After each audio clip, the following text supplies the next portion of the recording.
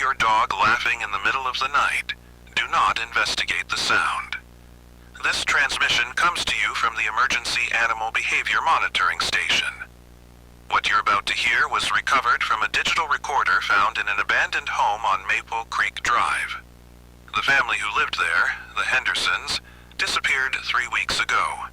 Only their dog, Max, remained. He was found in the basement, sitting perfectly still, staring at a wall and laughing. This is not a drill. Please listen to every word. At approximately 11:47 p.m. on January 15th, emergency services received the first reports of unusual animal behavior on Maple Creek Drive. The caller described their neighbor's dog as laughing like a person in the backyard. When officers arrived, they found no evidence of disturbance. The dog, a golden retriever named Max, appeared calm and normal. That was the first mistake. Appearing normal. My name is Max. I'm a good boy. I've always been a good boy. But something is very wrong in this house, and the humans can't see it. They can't smell it. They can't hear what I hear in the walls. But I can. And now I can't stop laughing. The change didn't happen overnight. It took exactly 7 days. 7 days for something to study us, learn us, and begin the replacement process. 7 days for me to transform from family pet to unwilling accomplice. 7 days for my humans to become perfect strangers wearing familiar faces. I should have been the warning system. Dogs are supposed to protect their pack, alert them to danger, bark at intruders. Instead, I became part of the performance. It started 4 days ago when the shadows began moving wrong. You have to understand, I see everything. Every corner, every movement, every shift in the air that humans miss. My nose picks up traces of fear before it even forms in your minds. My ears catch frequencies you'll never hear. And 7 nights ago, I smelled something that shouldn't exist. Something that made my fur stand on end, and my teeth bare automatically. The shadow by the fireplace was breathing. Day 1 started with small wrongnesses. The coffee maker turned on by itself at 3:17 a.m. Mom's reading glasses appeared in the refrigerator. Dad's work shoes were found neatly arranged in the garden, filled with soil. When I tried to alert them, whining, pawing, the usual dog communications, they looked at me with polite confusion, like I was a neighbor's pet they were meeting for the first time. "What's wrong with him today?" Mom asked Dad, as if I hadn't lived here for 6 years. "Maybe he's sick," Dad replied, but he made no move to comfort me or check my temperature. In the past, any sign of distress from me would have resulted in immediate concern. Gentle hands checking my nose and ears, soothing voices asking what was wrong. This time, they observed my anxiety with detached curiosity, like scientists watching a lab specimen. The shadow by the fireplace rippled with what I can only describe as satisfaction. I know how this sounds. Dogs can't really talk, right? Dogs can't use recording equipment or understand human technology. But when the thing in the shadows first whispered my name, something changed. Knowledge flooded in like water through a broken dam. Suddenly I understood words, concepts, the terrifying scope of what was happening to my family. And I started laughing. Not the happy bark laugh I make when Dad throws my tennis ball. Not the excited whine giggle when Mom comes home from work. This was different. This was the sound of understanding a joke that's too horrible to comprehend, but too funny to ignore. Because the thing in the shadows wasn't just watching us, it was learning. And what it learned from watching our family was how to be them better than they could be themselves. Day 2 brought the mirror test. I found Mom standing in the bathroom, staring at her reflection for 43 minutes. I know the exact time because I sat and watched, waiting for her to acknowledge my presence. She never blinked, never moved, just stared with an intensity that made my hackles rise.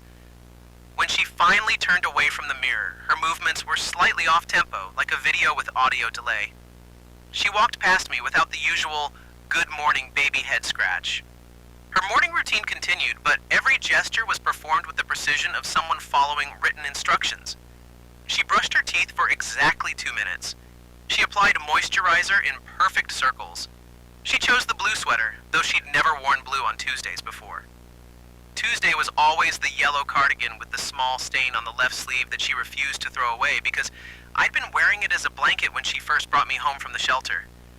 The yellow cardigan hung unworn in the closet, and something that looked like my mother wore blue instead. The first sign was when Dad stopped throwing my ball. For 6 years, every day at 5:30 p.m., Dad would come home, grab my red tennis ball from the basket by the door, and throw it exactly 15 times in the backyard. Rain or shine, tired or energetic, Dad never missed our routine. It was sacred, it was law, it was love made manifest in simple, perfect repetition. On day 3, he walked right past the ball basket. I brought the ball to him, dropped it at his feet like always. He looked down at me with eyes that were the right color but the wrong shape. Something behind them had shifted, like furniture rearranged in a familiar room. He smiled, but Dad's smile never showed that many teeth. "Not today, Max," he said, but his voice came from slightly left of his mouth. I started laughing then, just a little. A confused, nervous giggle that made Mom look up from her book with concern.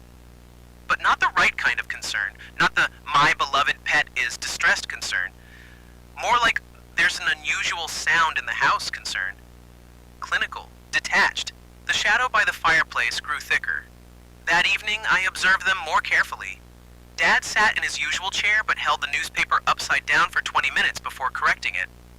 Mom prepared dinner but forgot to add salt to the pasta water, something she'd never done in the thousands of meals I'd watched her cook. When they spoke to each other, there was a half-second delay, as if each was waiting for prompting before responding. But the most disturbing change was how they looked at me. Previously, their gazes had held warmth, recognition, the automatic affection that develops between family members. Now they looked at me like they were trying to remember my name, my purpose, my relationship to them. Like someone had told them they owned a dog but hadn't provided specific details about which dog or why. Day 4 brought worse changes. Mom forgot to feed me breakfast. Mom, who had fed me at 7 a.m. sharp every morning for 6 years, who worried if I seemed less hungry than usual, who counted my kibble to make sure I got the right nutrition. She walked past my empty bowl 3 times before I realized she couldn't see it anymore. When I whined and pawed at the bowl, she looked right through me. But not completely through me. Something in her face acknowledged my presence, just not as Max. Not as the dog she'd rescued from the shelter and loved unconditionally. I was becoming background noise in my own home. The change in their daily patterns became more pronounced. Dad left for work at 8:15, instead of his usual 8:30, but returned at exactly the same time. Mom watered the plants that had died 2 weeks ago but ignored the thriving ones. They spoke in shorter sentences, as if conversation required more effort than before. "Work was fine," Dad said when Mom asked about his day. "That's good," Mom replied, though Dad hadn't actually answered her question about the presentation he'd been worried about for weeks. They ate dinner without discussing their food, their plans, their lives. The comfortable chatter that had always filled our home was replaced by efficient consumption and polite acknowledgments. It was like watching strangers sharing a meal at a hotel breakfast buffet. During this performance, the shadow by the fireplace had grown bolder. It no longer hugged the edges of the room, but sprawled across the wall like a stain. Sometimes I caught it mimicking their movements, practicing their gestures, perfecting their mannerisms. That night, I heard them talking in bed. "Do you think we should get rid of him?" Mom's voice, but flatter, like someone reading lines phonetically. "Who?" Dad's voice, but from the wrong throat position. "The dog, he's noisy. All that laughing at nothing." "What do we normally do with dogs?" Dad asked, and the question chilled me more than the suggestion of removal. What do we normally do? As if they were consulting a manual for human behavior. "We love them," Mom said, after a long pause. "We're supposed to love them." "Right, love, but this one is malfunctioning." They were discussing me like I was a malfunctioning appliance. Like 6 years of shared affection and loyalty had simply evaporated. And the strangest part was that they were right. I was laughing at nothing. Or what appeared to be nothing. Because while they talked about removing me from their lives, the shadow by the fireplace was doubled over in silent, shaking mirth. It thought this was hilarious. Day 5 brought the basement discovery. I woke up in the basement with no memory of how I'd gotten there. I never slept in the basement. I slept on the foot of their bed, had for years. My spot was sacred territory, earned through consistent good behavior and unwavering loyalty. But somehow, I'd awakened on the cold concrete floor next to the water heater, with no memory of coming downstairs. Worse, I'd been laughing in my sleep. I could taste it in my mouth, the acid, sweet flavor of uncontrolled laughter. My throat was raw, my cheeks ached. How long had I been down here laughing at dreams I couldn't remember? The basement felt different, wrong. The shadows were too deep, the corners too dark. When I looked up at the ceiling, I could see scratch marks in the wooden beams, deep gouges that formed patterns I almost recognized. Not random damage, deliberate markings, a message or a map or instructions written in a language I was beginning to understand. When I climbed the stairs, I found them eating breakfast like nothing had changed. But everything had changed. Mom was using Dad's coffee mug. Dad was reading Mom's sections of the newspaper. They were sitting in each other's chairs. Small switches, nearly imperceptible, but I notice everything. Dogs notice everything. More disturbing, they were eating my food. Not dog food. They'd prepared human breakfast, but in the portions and patterns of my meals.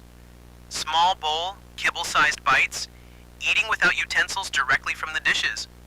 When they saw me watching, they didn't look embarrassed or confused.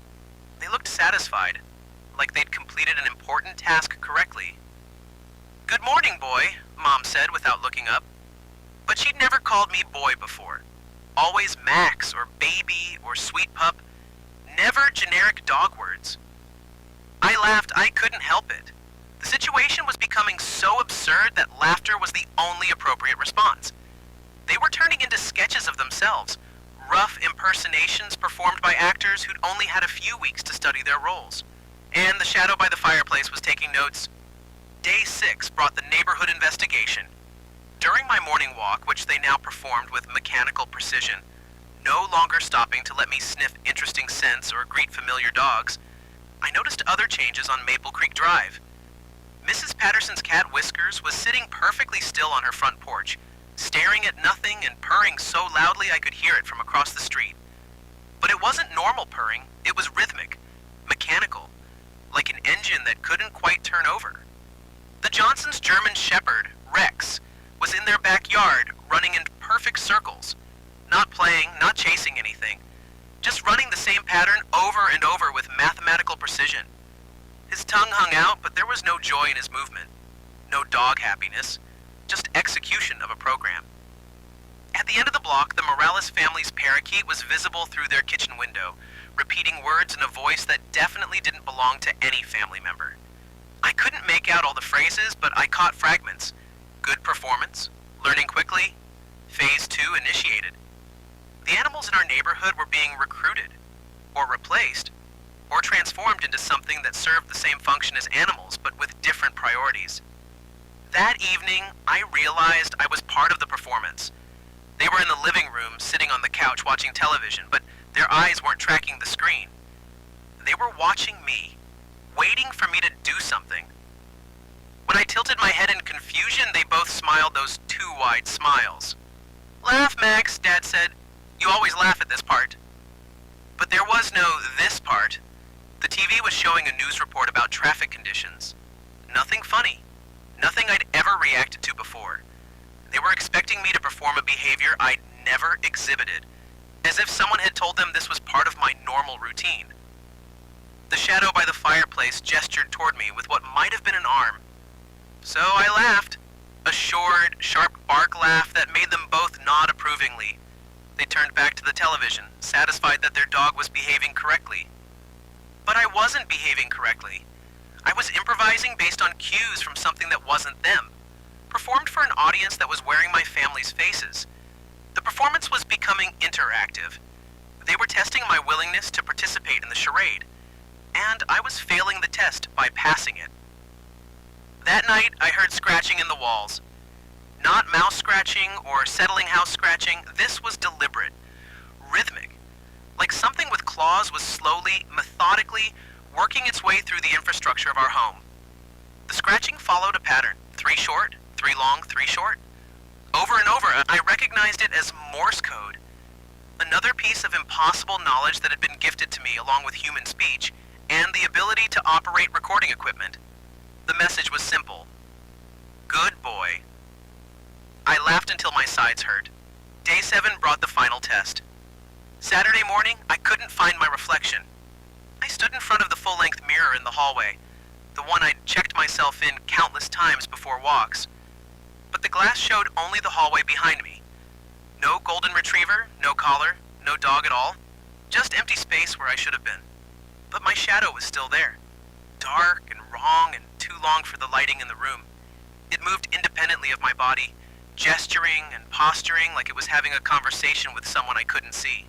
In the reflection, Mom and Dad were standing behind me. But the real Mom and Dad were upstairs still sleeping. The reflected versions watched my missing reflection with intense concentration, occasionally nodding or whispering to each other. They could see something I couldn't. My shadow waved at their reflections. They waved back. I laughed so hard I lost control of my bladder. This seemed to please everyone involved. The morning routine continued with new modifications. They prepared breakfast for 4, 2 human portions and 2 dog bowls. But when I approached my usual bowl, they directed me to the human plate. When I hesitated, confused by the utensils and unfamiliar presentation, Dad picked up a fork and demonstrated proper eating technique. "Like this, Max," he said patiently. "Use your hands." I don't have hands. I have paws. But when I looked down, my paws had changed. Still covered in golden fur, still recognizably canine, but with opposable thumbs and longer digits. I picked up the fork with surprising dexterity and ate scrambled eggs while my family watched approvingly. The entity in the shadows was upgrading me. Sunday brought the final test. The doorbell rang at 3 p.m. Through the window, I could see a man in a brown uniform holding a package. Normal delivery. Routine interaction. I should have barked twice and run to Dad, who would answer the door and sign for whatever Mom had ordered online. Instead, I sat perfectly still and laughed. The delivery man's face went pale. He dropped the package and backed away from the door. I could smell his fear through the glass, sharp and immediate and completely justified. Because no dog should laugh at strangers. No dog should make that sound. No dog should maintain eye contact while producing mechanical, rhythmic laughter that echoes wrong in human ears. But I couldn't stop. The laughter was coming from somewhere deeper than my throat. Somewhere that existed before I became Max the good boy. Somewhere that understood jokes about shadows wearing human faces and dogs gaining impossible knowledge and families becoming performances of themselves. The delivery man ran to his truck and drove away without looking back.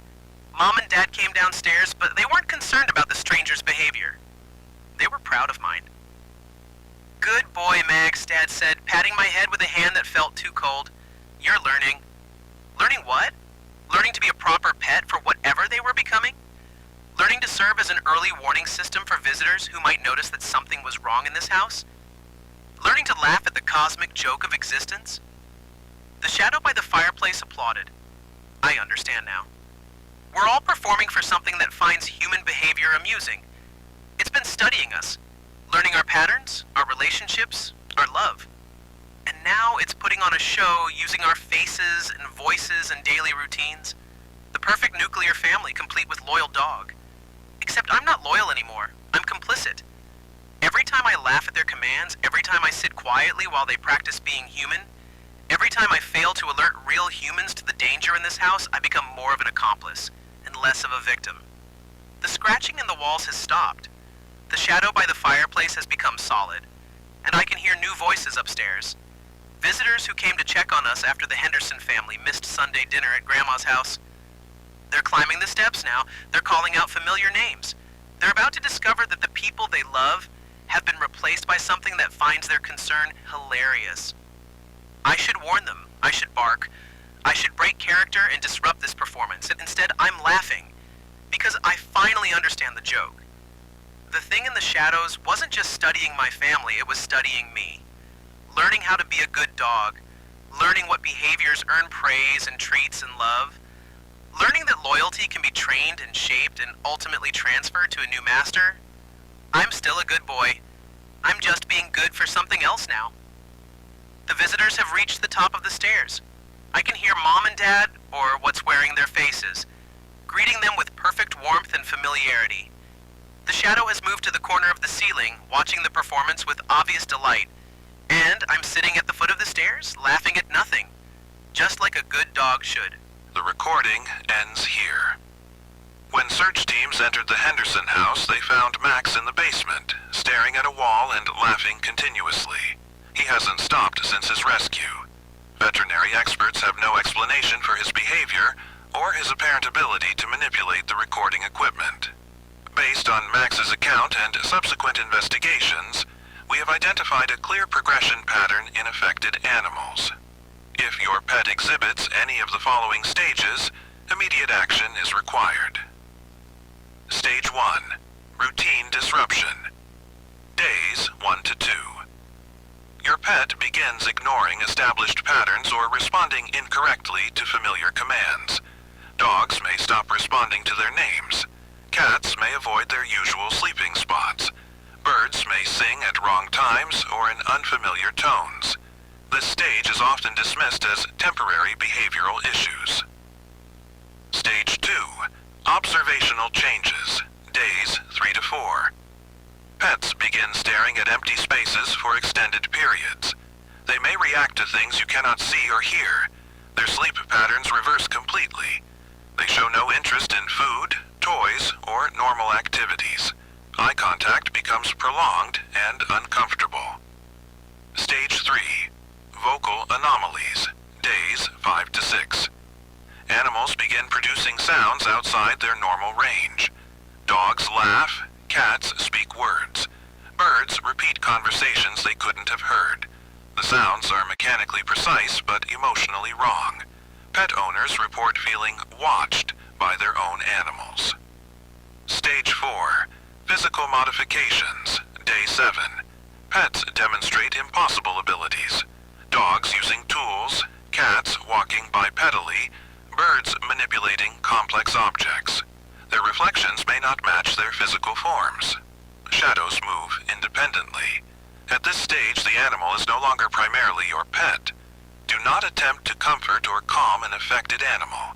They are no longer experiencing distress in ways you can address. Physical contact may accelerate the transformation.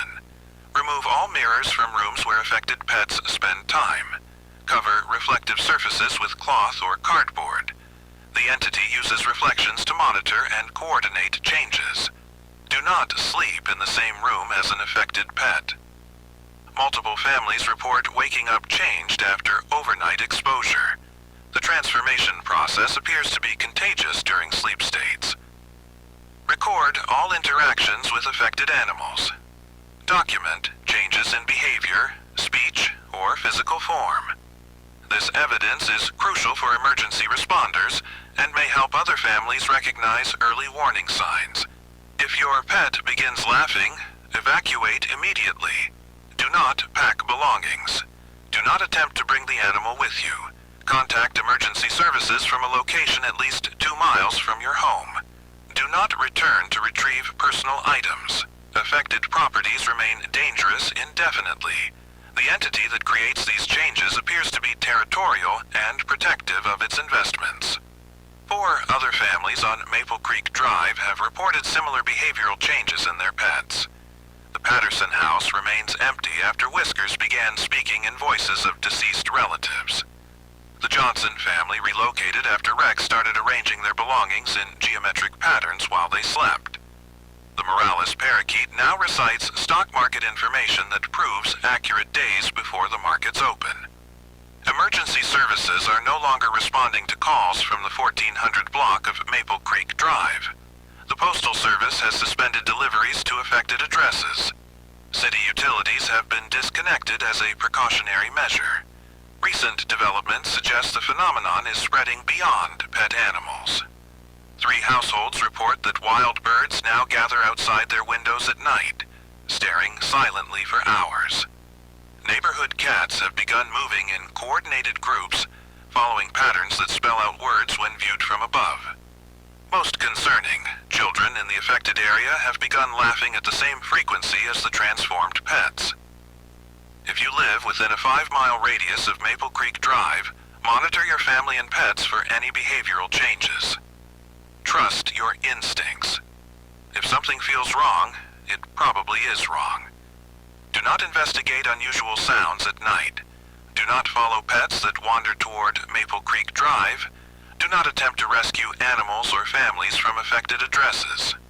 The entity responsible for these transformations feeds on familiarity, love, and routine. It learns from observing family bonds and uses that knowledge to create perfect imitations. The stronger your attachment to your pet, the more effective the deception becomes. If your pet begins exhibiting impossible behaviors, remove them from your home immediately. Do not attempt to correct or comfort them. Do not engage with their new capabilities. Most importantly, do not ask them what they're laughing at. You might not like the answer. This is Emergency Animal Behavior Monitoring Station signing off. Stay vigilant, stay safe. And remember, if your dog starts laughing at shadows, take him out before he decides you're part of the joke.